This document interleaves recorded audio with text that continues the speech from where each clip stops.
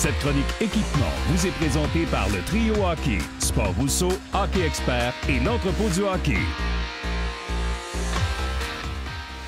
Bienvenue encore cette semaine à notre chronique sur l'équipement de hockey en compagnie d'Éric Dupont du Trio Hockey. Éric, bonjour. Salut, Danny. Écoute, tu nous as amené par un trio trois affaires bien différentes. J'ai hâte de t'entendre à propos de ça parce que je suis un peu déstabilisé. Tu m'as fait comme une petite surprise aujourd'hui. Oui, bien, on parle souvent du hockey organisé sur la patinoire dans les arénas, le hockey mineur ou les ligues de garage, tout ça, mais on oublie tout le temps le segment qui est probablement le plus populaire au Québec, c'est le hockey extérieur, comme dans le bon vieux temps.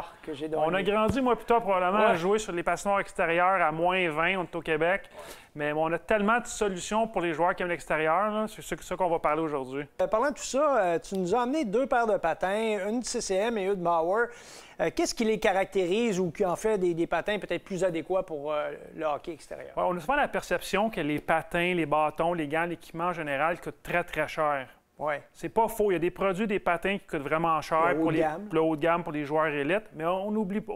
Faut pas oublier qu'il y a des patins très abordables qui sont faits. Puis il y a quand même de la recherche et développement qui est mis dans un patin bas de gamme. Donc, les compagnies comme Bauer, CCM prennent ça très au sérieux. Puis il y a tellement d'options disponibles à des prix qui pourraient sûrement surprendre les gens. Comme ça, on parle à peu près dans quelle brochette? Bien ça, on parle d'un patin de moins de 200 $. C'est vraiment très abordable, donc... C'est parfait pour le hockey extérieur, un petit aiguisage régulier, puis tu es vraiment confortable à l'extérieur. La bottine est rigide, donc, mais c'est pas des patins que tu fais mouler, là. C'est vraiment un patin que tu achètes puis tu portes comme ça. Exactement. Même chose dans le CCM, j'imagine qu'on est dans le standard, à peu près les qualités similaires, prix similaires. Prix similaires, exact. Puis ça va varier des fois, la dureté de la botte va varier un petit peu selon les prix. Plus bas, mais c'est vraiment confortable. Et ça, il n'y a pas de problème pour les intempéries, parce qu'on le sait, là, jouer dans un aréna ou jouer dehors, c'est pas mal plus froid dehors. Donc, il n'y a pas de danger que ça craque ou qu'il y ait de problème à ce niveau-là. Mais c'est sûr que si tu passes 4 heures à jouer à moins 35, il y a peut-être un petit risque mais de façon générale, il n'y a pas de problème. Parle-nous maintenant du bâton que tu nous as apporté ici. Ici, Danny, on a le bâton Sherwood Coat 1, qui est un modèle très abordable, en dessous de la barre des 100 $. Très durable. Évidemment, ça n'a pas le poids d'un bâton haut de gamme, mais quand même, durabilité, performance, c'est quand même là. Bien, un des indicateurs, je trouve, c'est quand même que l'endroit où on va le couper, il y a quand même une mesure pour le niveau de flexibilité, donc le flex. Alors, quand même, là, ça donne une idée que c'est un bâton de qualité. On a un indicatif par rapport à l'endroit où on coupe le bâton, le niveau de flexibilité qu'on va obtenir. Exactement. C'est quand même, peu importe le prix du bâton, il faut que tu choisisses la bonne rigidité puis tu le coupes à la bonne hauteur pour que ce soit le plus performant possible.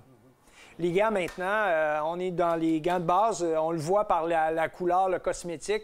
Souvent, il y a beaucoup à voir avec le cosmétique. Hein? Je veux dire, plus c'est cher, plus la qualité des matériaux, mais aussi l'espèce les couleurs, le design, on met plus d'énergie là-dessus également. Oui, on peut voir. Il y a quand même de la recherche et développement qui est fait là-dessus. Souvent, la différence avec un gant plus bas de gamme, avec un gant haut de gamme, c'est souvent les inserts de plastique puis le nylon qui est utilisé et la paume. Évidemment, un gant moins cher, la paume est quand même durable, mais elle n'a pas la même performance qu'un haut de gamme. Et pour les lattes en avant, c'est la même chose. Donc, les différentes densités de mousse, etc., le niveau de sécurité est peut-être plus accru avec un gant de plus haut de gamme. Exactement. C'est vraiment la différence majeure entre les deux. Puis on parle de même qualité là, dans le Bauer et dans le Sherwood. Exact. Puis il y a des choix de couleurs, des choix de grandeur, junior, senior. Donc, il y a vraiment une panoplie à des prix différents qui sont vraiment intéressants. Écoute, n'oubliez pas, quand vous allez jouer dehors, que c'est important d'entrer de temps en temps dans la petite cabane ou le chalet pour aller vous réchauffer. Et puis... une bonne tuque, c'est important aussi. Oui, effectivement. Des tuques, comme on se souvient tout de la tuque à Théo il y a quelques années. Oui, maintenant ça fait partie de la mode de porter une tuque en plus. Oui. Donc, le hockey extérieur avec une tuque, des patins, des gants, un bon bâton, c'est des journées, des après-midi mémorables. De plaisir. On reste jeune longtemps. Alors, merci Éric et la semaine prochaine, on parle de bâton.